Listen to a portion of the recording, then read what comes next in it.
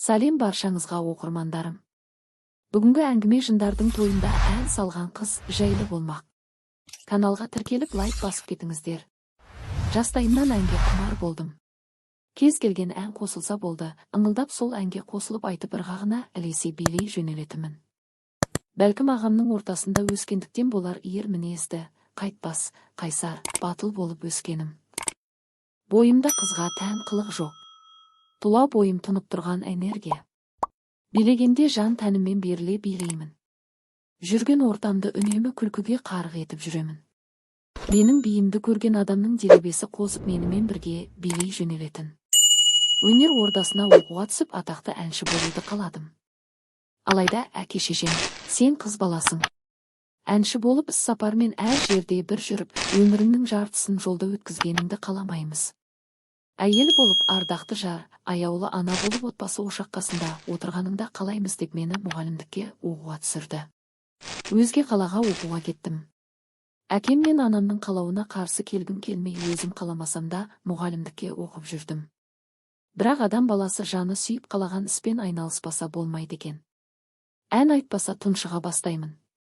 Денем ауырласып өз теріме өзім сыймай кетемін. Құрбыларыммен бірге караокеге барып ән айтып жаным рахаттанып қалатын. Бірде караокеде ән айтып тұрғанымда бір жас жігіт біздің бөлмеге кіріп келді. Жан тәніммен ән айтып тұрған мен ол кісіні мүлдем байқамаған еді. Ән біткен сәтте қол соғып қошемет көрсеткенде таңданып қалдым. Қарындас, сіздің даусыңыз өте керемет екен. Тыңдаған адамның құлағының құрышын қандырады. Әнді жаныңызбен сезініп айтып тұрғаныңызды байқадым.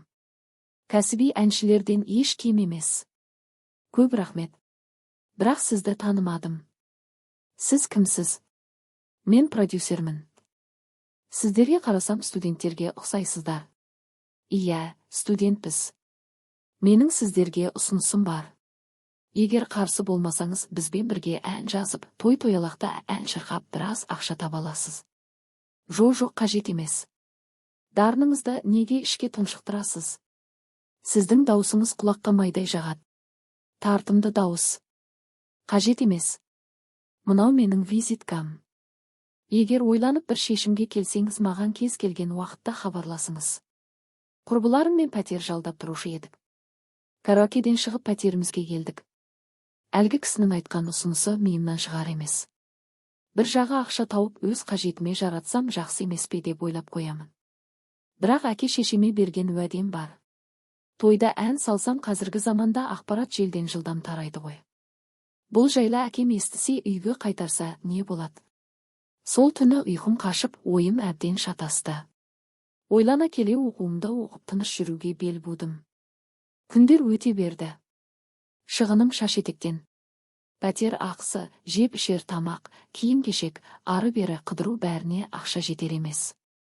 Стипендиям түкке жетпейді. Амалсыз тағы да әкемнен ақша сұрау үшін қоңырау шалдым. Әке күмілжіп тұрғанымнан ақ әкем бірден түсінді. Тағы ақша сұрағалы тұрсың ба? Санаң соншама таязданып кетті ме? Тапқанымды саған берсем өз күнімізді қалай көрмекпіз?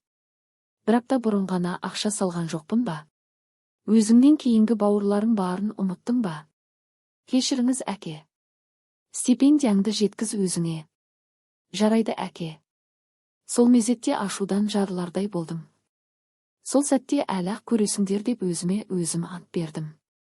Әлгі продюсердің визиткасын іздеп тауып бірден қоңырау шалдым. Сәлеметсіз бе? Сәлем, тыңдап тұрмын.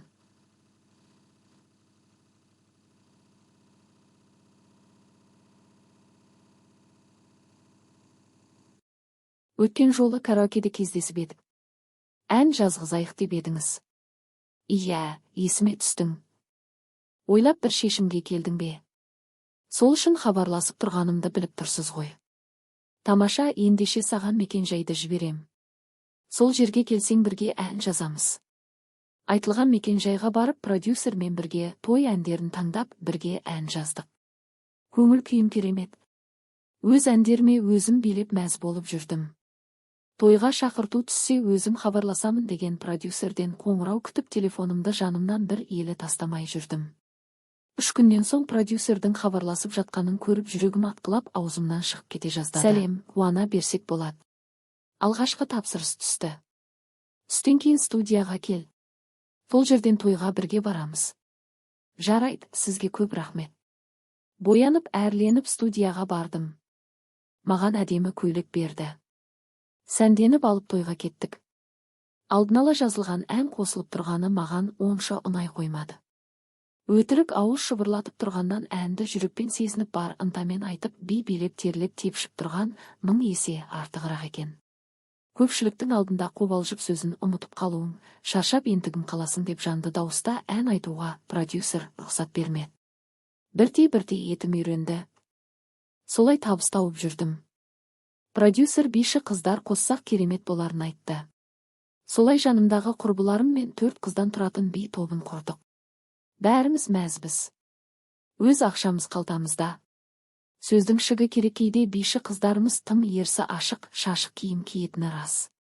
Бұралаңдап билегендері де жұрт назарын аударады. Ұзын құлақ арқылы әкем бұл жүрісімнен хабардар болыпты. Қоңырау соғып бар даусымен ұрса жөнелді. Мен сені не үшін жібердім? Той-тойлап секеңдеп билеп жүрсін деп пе? Әке, маған бұл жұмысым ұнайды. Әрі өзімнің қажетімді өзім тауып жүрсем, мұның несі жаман? Қызым, мені тыңдап ал. Егер бұлай жалғастыратын болсаң, үйге қатып оқуды да ұмытасың. Әке, мені білесің ғой. Ашуым шықса бәрін қырып жоятынымды білесің. Егер тағы тойға шығар болсаң, сені тауып алып шашыңнан сүйреп үйге алып қайтамын. Ұқтың ба? Иә, жарайды. Сол күннен бастап ән айтуға шықпай қойдым. Продюсерім қайта-қайта қоңырау шалып тоқтамауымды сұрайды. Ал мен болсам әкемнің ашуынан қорқып жүрдім. Солай 2 апта өтті. Әр күн сайын қураған гүл ұқсап жанарым солып, өмірде ешбір қызық қалмағандай беймәлім күйде жүрдім. Телефоныма бөтен нөмірден қайта-қайта қоңырау шалып мазамды алып қояр емес. Тұтқаны көтердім. Сәлеметсіз бе? Сіз кімсіз? Мен сіздің тойымда ән айтқаныңызды қалаймын. Мен тойда ән айтпаймын. Тоқтаңызшы, тұтқаны қоймаңыз. Мен сіздің қызмет ақыңыздың ақшасын 2 есе төлеймін. Жоқ, бара алмаймын. 3 есе берсеңше. Ойланып бір хабарын айтсаңыз. Жарайды, өзім хабарласам. Көп ақша кімді болса да қызықтырар хақ. Бір тойға шыққаннан бірнеше тойдың ақшасын алсам жақсы емес пе? Ойымды тек ақша жаулап алды. Бірден продюсеріме қоңырау шалып бұл жайлы айтып едім. Ол кісі де қуана ұсынысты қабылдады. Әлгі әйелге қоңырау шалып баратынымды айтып келісім жасадық. Сол күн айтылған мекенжайға жанымдағы биші қыздар, музыкант жігіттер бәріміз 7 адам болып жолға шықтық. Біз шақырылған үй тым ерсі көрінді. Ауылдың ең шеткі жағында орналасқан. Ескі-құсқы үй. Далада өріп жүрген бір топ адам. Телефон арқылы сөйлескен әлгі әйел алдымыздан шығып күтіп алды. Даусынан сол кісі екенін таныдым. Бізді қос қабатты үйдің бір бөлмесіне алып келді. Мынау сендердің бөлмелерің. Осында киім ауыстырып, аздап тынығып алыңдар. Деді де, шаң тозаң басқан, өрмекші ұя салып тастаған бөлмеге тастап кетті. 5 қыз, 2 ұл бәріміз таңданып бір жағынан бойымызды үрей билеп алған. Жан жағымызға үрейлене қарап, қандай мекенге келгенімізді түсіне алмай қойдық. Бір сәтте мен сахнаға шығып ән айта бастадым. Бір сәтте көзім бір адамның аяғына түсті. Осы сәтте есімнен тана жаздадым. Оның аяғы кәдімгі біздікіндей аяқ емес еді. Аттың тұяғы ұқсас бірдеңе. Аяқтары жерге тимей тұрды. Осы сәтте алдын ала жазылған музыканың қосулы тұрғаны қандай жақсы болған. Әйтпесе олар менің шыңғырғанымды естуші еді. Бар күш-жүгерімді жинап сездірмеуге тырысып міз бақпай тұрдым. Бір кезде биші құрбымның бірі шыңғырып жылап жіберді де есінен танып қалды. Әлгі адамдар топырлап жанымызға жинала қалды. Оған не болды? Бұл қыздың осылай талып қалатын әдеті бар. Мән бермеңіздер. Мен оны бөлмеге алып барайын. Аздаған уақыттан соң есін жияды. Жарайды, аздап тынығып алыңдар. Менен өзгелер оған не болғанын түсінбеді. Бөлмеге алып барып бетіне су бүркеп, түрткілеп жүріп әрең ояттым. Ол бірден есеңгіреп, оларды көрдің бе? Деп шошығаннан дірілдеп әрең сөйледі. Таныш үндеме. Сендер нені көрдіңдер? Біз нені байқамадық? Жай, ештеңе емес. Жоқ, бәріміз ақылдаспасақ бұл жерден тірі шыға алмаймыз. Олар адам емес. Адам емес дегенің қалай? Олардың аяқтары адамдыкіндей емес. Жануарлардыкіндей тұяқ. Не? Енді не істейміз? Олар бізді жібере қоймасы анық.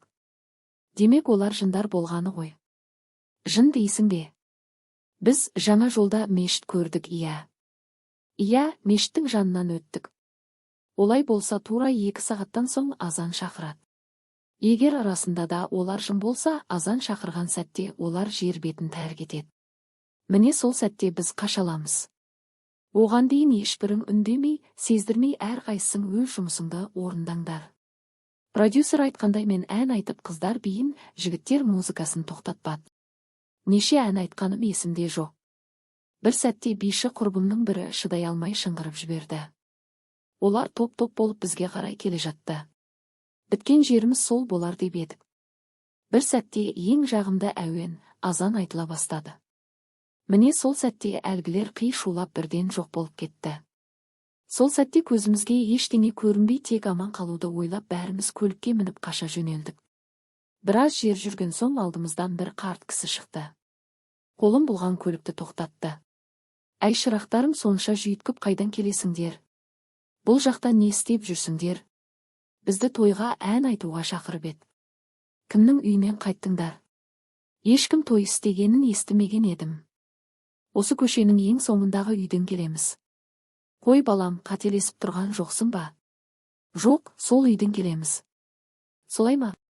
Иә, мен осы ауылда туылып өскемін. Бұл ауылдың әр үйін, әр тұрғынын 5 саусақтай білемін. Ол үйді егелері тастап кеткелі қаншама жыл өтті. Рахмет, аға. Тоқтаңдар. Қорыққаннан артымызға қарамай зулай жөнелдік. Жүрек дүрс-дүрс кеудемізден атылып шығардай күйдеміз. Қалаға жеткен бойда дүкенге тоқтап су алып ішіп, бетімізді жуып, ес жия бастадық. Өңіміз бозар, бәрімізді үрей басып алған. Әркім өз мекеніне қарай жол тартты. Қыздармен сол күні түні бойы қалтырап дірілдеп отырдық. Ұйықтауға қорқып, бойымыздағы үрейден құтылу үшін интернет ақтарып сүре, дұғаларды тоқтаусыз айта бердік. Сол сәтте жындардың тойында осы жерден аман шықсам ән айтуды қоямын деп ант етіп едім. Сол сөзімде тұрып ән айтуды тоқтаттым. Бар ойымды оқуға арнап 5 уақыт намазға жығылдым. Аллаға шүкір, бойым жеңілдеп үрейден құтыла бастадым. Білікті маман иесі болып ауылыма оралдым. Әкем мен анам да риза. Бірақ олар қызының жындардың тойында ән салып барып тәубесіне келгеннен бейхабар еді. Әңгіменің соңы.